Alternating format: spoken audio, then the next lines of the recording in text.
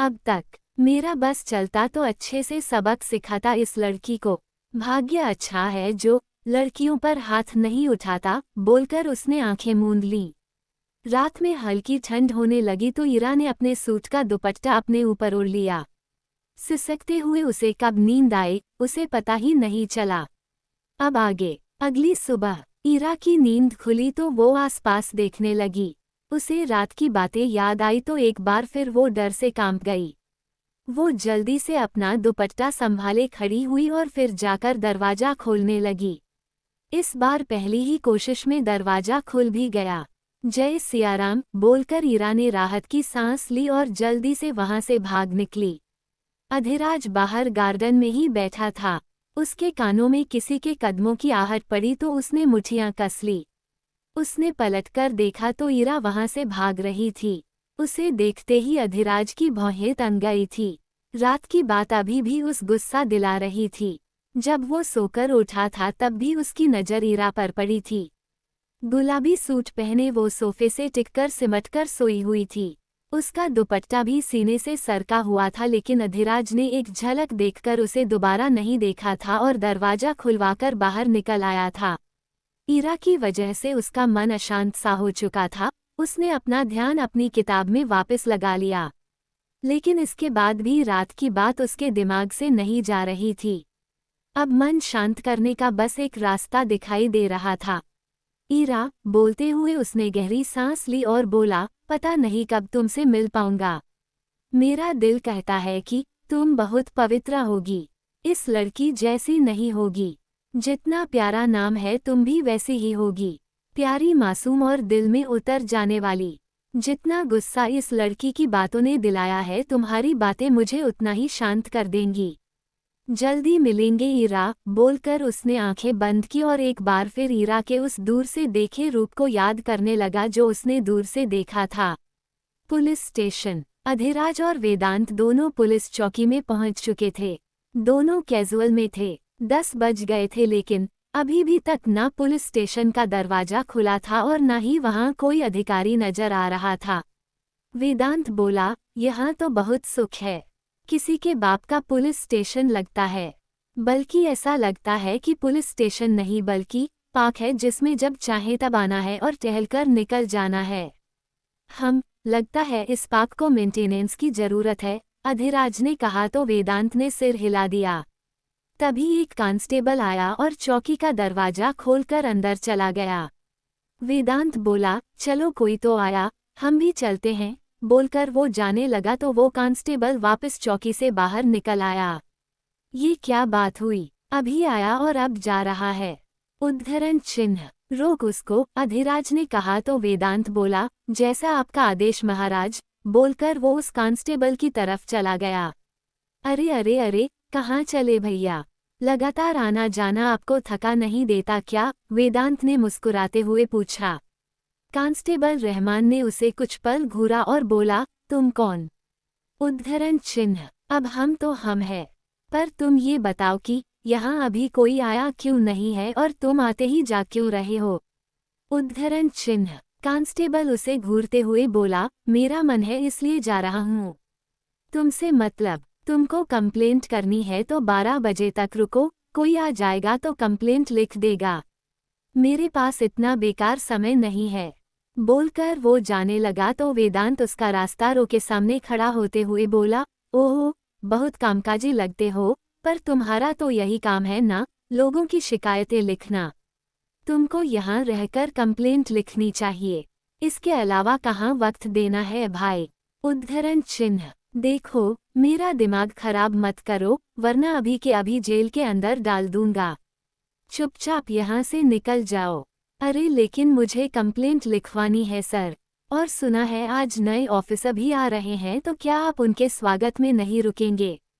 उद्धरण चिन्ह, हाँ हाँ, आ रहे होंगे, जो आता है आने दो, मुझे क्या है। और तुम उनका नाम लेकर डराना चाहते हो क्या? ऐसा रिमांड करूंगा कि महीनों तक सूजन नहीं जाएगी।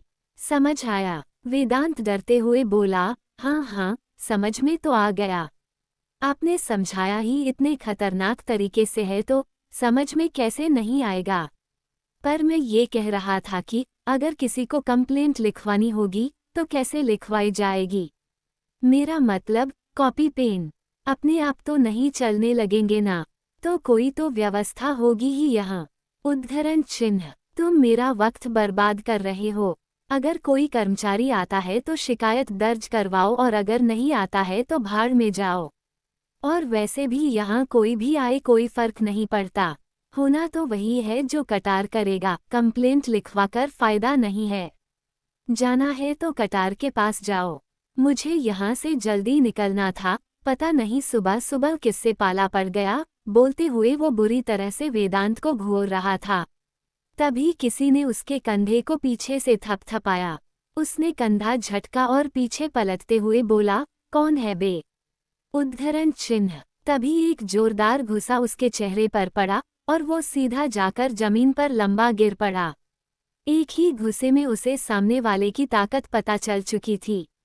उसका पूरा जबड़ा हिल चुका था और पूरा चेहरा अभी भी घुसे के असर से झन्नाए जा रहा था। उसका एक तरफ का दांत भी टूटकर मुंह के अंदर आ चुका था। आधे घंटे बाद एक कांस्टेबल ऑफिस के अंदर आया तो देखा कि आज 5 से 6 कांस्टेबल वहां मौजूद थे। सब अपने अपने गाल पर हाथ रखे काम में लगे हुए थे। कोई फाइल्स देख रहा था, कोई फाइल्स में लिख रहा था तो कोई फाइल्स के गट्ठे बनाकर उनको स्टोर रूम में रखने जा रहा था। आज क्या हो गया? लगता है सबके पास आज बहुत वक्त है, वरना ईद के चांद की तरह नजर आने वाले आज यहाँ बैठे काम पर कैसे ध्यान देने लगे। खैर मुझे क्या, आज पास के बार में जाकर जाम पर जाम लगाऊंगा, बोलकर उसने भी साइन किए और बाहर जाने लगा। तभी वहीं बैठा वेदांत बोला, कहाँ जा रहे हो भैया? उद्धरण चिन्ह। कांस्टेबल ने वेदांत को देखा। वो एक कुर्सी पर लीन होकर बैठा था और उसके पैर दूसरी कुर्सी के ऊपर एक चढ़े हुए थे। चेहरे पर टोपी रखी हुई थी और टोपी के ऊपर हाथ। कांस्टेबल ने उसे वहां कभी नहीं देखा था। वो उससे बिल्कुल अनजान था। असमंजस से उसने वेदांत को देखा, फिर मामूली समझकर रौब से बोला, दिखता नहीं है क्या? घर जा रहा हूँ। बहुत बढ़िया, पर मैं क्या कहता हूँ, एक उपहार लाया हूँ तुम्हारे लिए। कैसा उपहार? उद्धरण चिन्ह। उसने कहा ही था कि तभी रहमान भागते हुए आया और उसके मुंह पर जोरदार तमाचा लगा दिया। कांस्टेबल बड़ी बड़ी आंखें किए उसे देखने लगा। ये इतिहास में पहली बार हो रहा था। वो बिल्कुल हक्का बक्का रह गया था। मिला उपहार? वेदांत ने मुस्कुराते हुए पूछा। कांस्टेबल ने अपने गाल पर हाथ रखा और सवालिया नजरों से रहमान को देखने लगा। खबरदार जो आज के बाद कामचोरी के बारे में सोचा भी तो। जाओ अपना काम करो, अब से सब नियमों के अनुसार चलेगा। कांस्टेबल अभी भी समझ नहीं पा रहा था कि ये क्या हो गया था। जाओ, रहमान जोर से चिल्लाया तो वो कांस्टेबल जल्दी से निकल गया। जाते वक्त वो बाकी लोगों को भी देखे जा रहा था। सबके गाल लाल थे और उंगलियों के निशान थे। मतलब इसी वजह से आज सब यहाँ है। अच्छा है मैं अकेला नहीं हूँ, बोलते हुए उसने गाल सहलाया और काम पर लग गया। वेरी गुड, अभी ऐसे ही हवा में उड़ते हुए सबको अपनी ताकत दिखाओ, बोलते हुए वेदांत ने रहमान को देखा और बोला, एक दिन जरूर तुम्हें अपने पर्सनल गार्ड की नौकरी दूंगा। अभी तक जो काम किया है आगे भी वही करना। हमें चूक सहन नहीं होती, समझे? समझ गया, समझ गया, कोई चूक नहीं होगी, बोलकर रहमान ने जल्दी से सिर हिला दिया। वेदांत सीटी बजाता हुआ हेड ऑफिस की तरफ निकल गया जहां अधिराज का केबिन था। अधिराज अपनी कुर्सी पर बैठा हुआ फाइल्स के पन्ने पलट रहा था। वेदांत सामने वाली चेयर पर बैठते हुए बोला, सब पहले दिन ही लाइन पर आ रहे हैं। कल से तो इतना इंतजार भी नहीं करना पड़ेगा, चौकी खुलने का वक्त से पहले सब तैयार होगा। होना भी चाहिए, अधिराज ने कहा, फिर ऑफिस में नजरें दौड़ाते हुए बोला, यहाँ सब बेकार फाइल्स हैं। इनमें कोई भी कैसे ऐसा नहीं दिखा जिसे सुलझाना हो। हटा दो सबको। वेदांत बोला, यहाँ उम्मीद भी क्या की जा सकती है। 2 मिनट को यहाँ आने वाले क्या खाक रिपोर्ट लिख लेंगे। सब लाइन पर आएंगे, ज्यादा वक्त नहीं लगाऊंगा, बोलते हुए अधिराज केबिन से बाहर निकल गया। ऑफिस में ही उन दोनों को सब देखते समझते शाम हो गई थी। शाम का वक्त, मंदिर। अधिराज और वेदांत दोनों आरती में शामिल होने पहुंच चुके थे। आज भी उनके आने के बाद आरती खत्म हुई थी।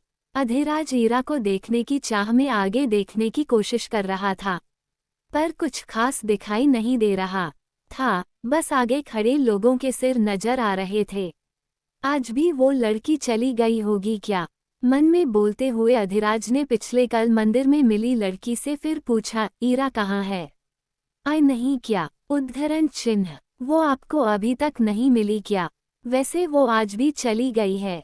आप लोग लेट हो गए, बोलकर वो आगे बढ़ गई। अधिराज उदास सा होकर मंदिर में स्थापित माता सीता और राम जी की मूर्ति को देखते हुए बोला, लगता है आप मुझे उससे मिलवाना ही नहीं चाहते। लगातार 3 बार पास आते आते दूर गई है। ऐसा भी क्या किया है मैंने जो आप मुझे भगाए जा रहे हैं? जो यहाँ इतनी मीठी आवाज में आरती गाती है, उससे मुझे ही क्यों नहीं मिलवा रहे हैं? वेदांत बोला, तुझे नहीं दिखाई दे रही ये तो समझ में आता है, लेकिन मुझे क्यों कल वाली नजर नहीं आ रही? मैंने तो चेहरा भी देखा हुआ है फिर भी गायब है। पता नहीं कहाँ है, आई भी होगी या नहीं। बोलते हुए वो पलटकर पीछे देखे जा रहा था। तभी अधिराज बोला, आगे घूम प्रसाद ले ले। अरे हाँ यार ले रहा हूँ, देखने दे अभी। बोलते हुए उसने दोनों हाथ आगे कर दिए, पर पीछे की तरफ ही देखता रहा। आज सच में आई ही नहीं है क्या? ऐसा नहीं होना चाहिए, दिन भर इंतजार किया हूँ। प्रसाद खा ले वेद, आगे देख ले। अधिराज ने उसकी बात को टालते हुए कहा, यार तू मेरी बात समझता क्यों नहीं है? मैं क्या बोल रहा हूँ और तुझे प्रसाद की पड़ी है। तेरे वाली नहीं मिली तो मुझे मेरे वाली को भी नहीं देखने देगा क्या? तू अपनी कोशिश कर और मुझे मेरी करने दे। अधिराज हल्का मुस्कुराया और बोला, भगवान प्रसाद सामने से देते हैं वेद, पीछे देखने वाला सामने से मिलने वाले प्रसाद को छोड़ देता है। और मैं तेरे लिए ही बोल रहा हूँ। और मेरे लिए कैसे बोल रहा था? उद्धरण चिन्ह। वो ऐसे कि जिसको तू पीछे ढूंढ रहा था, वो सामने से प्रसाद देते हुए जा रही थी, और उसी के लिए मैं तुझे सामने घुमा रहा था। वेदांत ने सुना तो झट से आगे पलट कर देखा। वहाँ वही लड़की सबको प्रसाद दे रही थी, और अभी अभी उसके पास से जा चुकी थी। धत तेरी की, ये तो निकल गई। तूने मुझे पहले क्यों नहीं बोला? बोलकर वो ज्योति की तरफ जाने लगा तो अधिराज बोला, उल्टा चोर कोतवाल को डांटे, कितनी बार बोला था तुझे आगे देखने का? अब मैं भी निकल रहा हूँ। बोलकर वो मंदिर से बाहर जाने लगा। नहीं, अभी तू नहीं निकल रहा है। मुझे थोड़ी बात तो करने दे। क्यों मेरा दुश्मन बन रहा है? अधिराज अपने जूते पहनते हुए बोला, जल्दी गाड़ी में नहीं बैठा तो मैं निकल जाऊंगा। फिर आना पैदल 2 नंबर वाली गाड़ी से। वेदांत ने सुना तो जाते जाते रुक गया। उसने एक झलक लड़की को देखा, फिर अधिराज को देखते हुए बोला, अरे थोड़ी देर रुक जाना यार, मैं बस नाम पूछकर आता हूँ।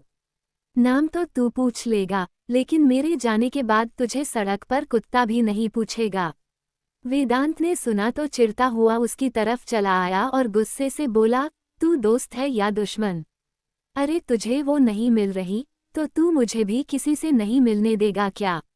उद्धरण चिन्ह। नहीं, बिल्कुल नहीं, मुझे बहुत ज्यादा जलन होती है, सही नहीं जाती। बोलकर वो सड़क की तरफ बढ़ गया। मोटा पहलवान नहीं आया तो ये खुला सांड बीच में घुस गया। बोलते हुए वो भी झल्लाता हुआ उसके पीछे ही निकल गया। दूसरी तरफ नदी के किनारे ईरा और ज्योति दोनों पानी में पांव डाले बैठी हुई थी। कल कल बहता पानी हल्की आवाज कर रहा था। दोनों बिल्कुल खामोशी से बैठी हुई थी। ईरा ज्योति को पिछली रात वाली बात बता चुकी थी। उसकी बातें सुनकर ज्योति को भी बहुत गुस्सा आ रहा था, साथ ही साथ उसे ईरा के लिए बुरा भी लग रहा था। इस मोंटी की तो न जाने कितनी लड़कियों की जिंदगी बर्बाद कर चुका है और अभी भी किसी न किसी को इस दलदल में फंसाता ही रहता है। कोई इसके खिलाफ कुछ नहीं करता। कतार का साया जो है इसके ऊपर, पता नहीं कौन इस गंदे खेल से आज़ाद करेगा हम लोगों को। ईरा बिना कुछ कहे पानी में देखने लगी। ज्योति ने उसके कंधे पर हाथ रखा और बोली, उस पुलिस ऑफिसर ने कुछ किया तो नहीं ना? उद्धरण चिन्ह। ईरा ने आंसुओं से भरी आंखों से उसकी तरफ देखा, फिर रोते हुए उससे लिपट गई। वो बहुत बुरे हैं ज्योति, बहुत बुरे हैं। उन्होंने हमें बहुत दर्द दिया। ईरा की बात सुनकर ज्योति का दिल बैठ सा गया। उसने कसकर आंखें बंद की और कसकर ईरा को गले से लगा लिया। ईरा सिसकती जा रही थी। ज्योति ने कसकर आंखें बंद की और बोली, पता नहीं क्यों, वर्दी के पीछे हर बार वहशी दरिंदे ही यहाँ आते हैं। जिनसे न्याय की उम्मीद होती है वही लोग इस तरह की हरकतें करते हैं। क्या अर्थ हुआ ऐसे कानून के रखवालों का, जो खुद ही समाज पर कलंक हैं। जी तो कर रहा है जान ले लूं उसकी। बोलते हुए ज्योति का गुस्सा बाहर फूट रहा था। उसकी आंखों में नफरत उमड़ आई थी। लड़कियां खिलौना तो नहीं होती कि कोई भी आकर खेलकर चला जाए। हरामी कहीं का, कीड़े पड़ेंगे, सड़ सड़ कर मरेगा। अरे नर्क में भी जगह नहीं मिलेगी उसको। तू वहां से भागी क्यों नहीं ईरा? उद्धरण चिन्ह। ईरा सिसकते हुए बोली, कहाँ भागते? दरवाजा बाहर से बंद था और ऊपर से वो गुस्से से चिल्लाए जा रहे थे। कह रहे थे कि शक्ल तक नहीं देखना चाहते और हम जल्दी से वहां से बाहर निकल जाएं, लेकिन दरवाजा खुला ही नहीं। हमें वहीं सोफे से टिककर रात काटनी पड़ी। ज्योति ने सुना तो उसे खुद से अलग किया और पूछा, जाने के लिए कह रहा था। पर क्यों? उद्धरण चिन्ह। क्योंकि उन्हें हमारा वहां जाना अच्छा नहीं लगा था। ज्योति अब असमंजस में थी। उसने फिर पूछा, क्या उसने तुझे हाथ लगाया? मतलब पास आने की कोशिश की क्या? उद्धरण चिन्ह। नहीं, दूर धकेला। मतलब ऐसा वैसा कुछ नहीं किया। ज्योति ने फिर पूछा तो ईरा ने ना में सिर हिला दिया। ये बात सुनकर ज्योति की सांस में सांस आई। उसने झट से ईरा को वापस सीने से लगाया और बोली, कृपा है राम जी की, जैसा मैं सोच रही थी वैसा कुछ नहीं हुआ। पर वो गंदे हैं, हम दोबारा उनसे कभी नहीं मिलेंगे, ईरा ने कहा। ज्योति मन में बोली, अब तो मिलना पड़ेगा ईरा, तुझे भी और मुझे भी। जरा देखूं तो ऐसा कौन आया है जिसने मौका मिलने के बाद भी तुझे हाथ तक नहीं लगाया। सोचते हुए उसकी आंखें चमक उठी थीं। भाग समाप्त। कैसे दूर होंगी दोनों की गलतफहमियां? जानने के लिए सुनते रहिए ये कहानी लगी तुमसे मन की लगन। और मेरे चैनल को सब्सक्राइब भी कर लें। मिलेंगे अगले भाग में।